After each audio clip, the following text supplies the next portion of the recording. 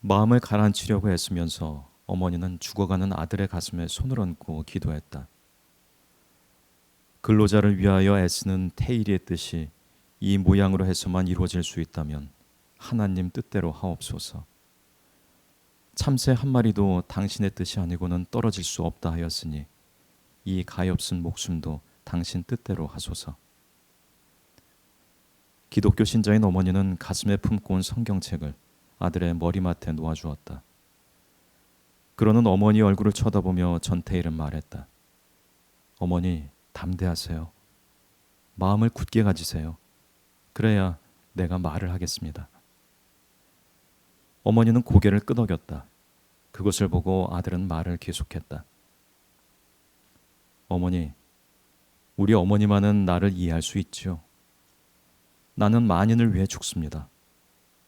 이 세상의 어두운 곳에서 버림받은 목숨들, 불쌍한 근로자들을 위해 죽어가는 나에게 반드시 하나님의 은총이 있을 것입니다.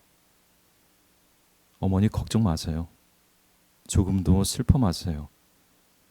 두고두고 더 깊이 생각해 보시면 어머니도 이 불효자식을 원망하지 않을 겁니다. 어머니, 저를 원망하십니까? 어머니는 웬일인지 마음이 착 가라앉았다. 흉하게 탄 아들의 얼굴에서 눈도 돌리지 않고 태연하게 말했다.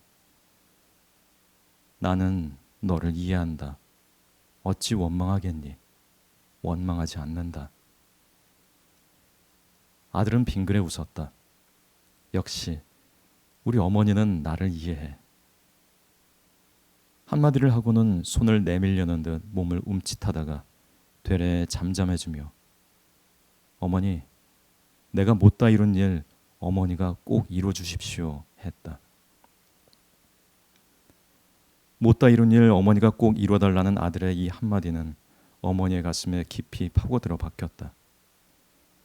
입술을 깨물어 그 말을 되새기면서 어머니는 아들에게 약속했다. 그래, 아무 걱정 마라. 내 목숨이 붙어있는 한 기어코 내가 너의 뜻을 이룰게. 태일은 어머니, 정말 할 수 있습니까? 하고 세 차례나 되물었다. 그래, 기필코 하고 말겠다는 어머니의 대답을 듣고 나자 약속합니다 하고 소리치며 움직이지도 않는 몸을 움직이려고 하였다. 그러는 아들을 가만히 있으라고 제지하고 나서 어머니는 그때서야 이대로 얘기만 하고 있을 것이 아니라 의사를 만나 어떻게 될 것인지를 물어보고 치료를 부탁해야 되겠다는 정신이 들었다. 그때 전태일은 어머니에게 친구들을 좀 불러달라고 부탁하였다. 병원에 와 있던 서너 명의 친구들이 그의 머리맡으로 다가섰다. 자네들 부모에게 효도해야 하네.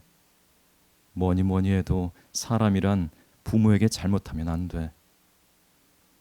너희 부모들께 효도하고 그러고 조금 시간이 남으면 우리 어머님께도 날 대신해서 효도를 해주게.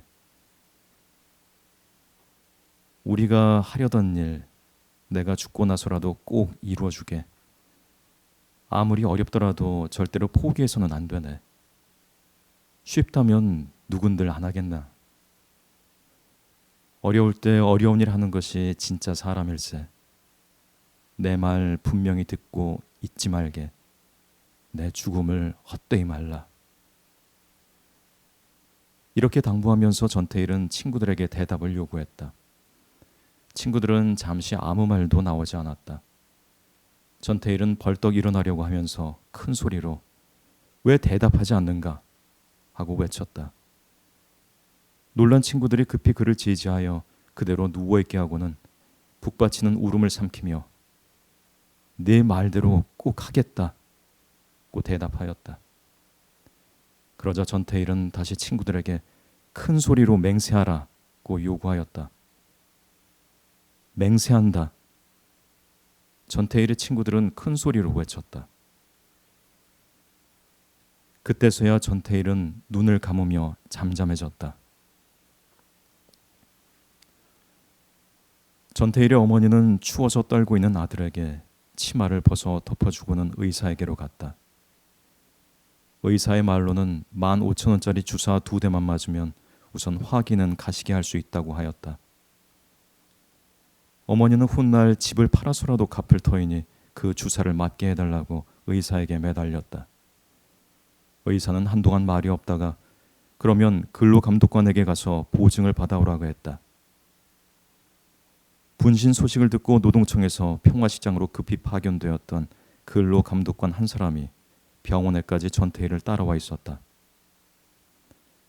어머니는 근로감독관에게로 가서 보증을 서줄 것을 부탁했다. 그러나 그는 내가 무엇 때문에 보증을 서요 하고 퉁명스레 내뱉고는 도망치듯 그 자리를 피해버렸다. 이 악착 같은 말썽꾼이 미워서였을까? 아니면 노동청으로부터 전태일을 살릴 것 없다는 무슨 지시라도 받고 있었던 것일까?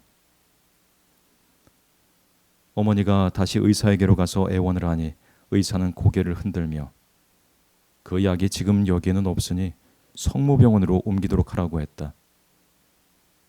이때까지 전태일은 간단한 응급치료만 받았을 뿐 서너 시간 그대로 방치돼 있었다. 하는 수 없이 명동 성모병원으로 옮기기로 했다. 이때 근로감독관이 다시 나타나 전태일과 같은 차를 타고 성모병원으로 갔다. 차 안에서 전태일은 근로감독관이 어머니와 하는 소리를 듣고 나서는 사람이 그럴 수가 있습니까?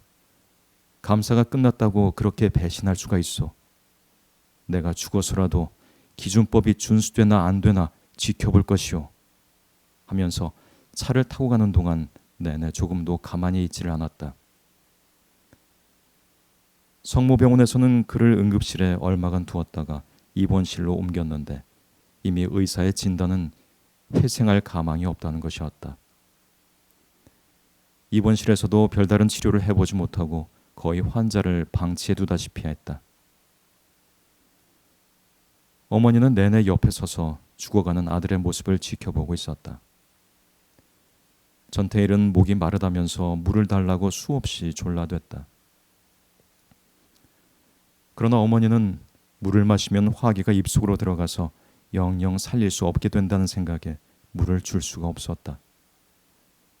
나중에는 차마 눈을 뜨고 볼 수가 없어서 갈증이라도 면하게 해주려고 가지에 물을 적셔서 입을 죽여주었다. 저녁이 되면서부터 전태일은 기력이 탈진해가는 듯 잠잠하게 누워 있었다. 한동안 혼수 상태에 빠진 듯 하더니 눈을 떠서 힘없는 소리로 배가 고프다 라고 하였다. 12일 아침 집에서 라면 한 그릇 먹고 나간 후로 이틀 동안 아무것도 안 먹고 굶었던 그였다.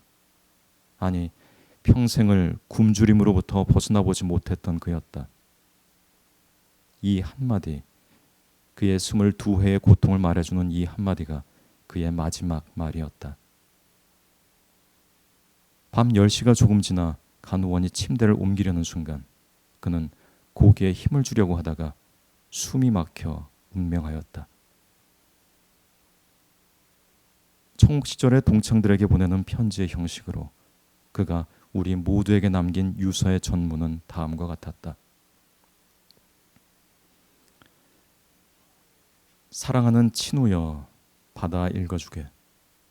친우여, 나를 아는 모든 나여, 나를 모르는 모든 나여, 부탁이 있네. 나를, 지금 이 순간의 나를 영원히 잊지 말아주게. 그리고 바라네, 그대들 소중한 추억의 서재에 간직하여 주게. 뇌성 번개가 이 작은 육신을 태우고 꺾어버린다고 해도, 하늘이 나에게만 꺼져 내려온다고 해도 그대 소중한 추억에 간직된 나는 조금도 두렵지 않을 걸세. 그리고 만약 또 두려움이 남는다면 나는 나를 영원히 버릴 걸세.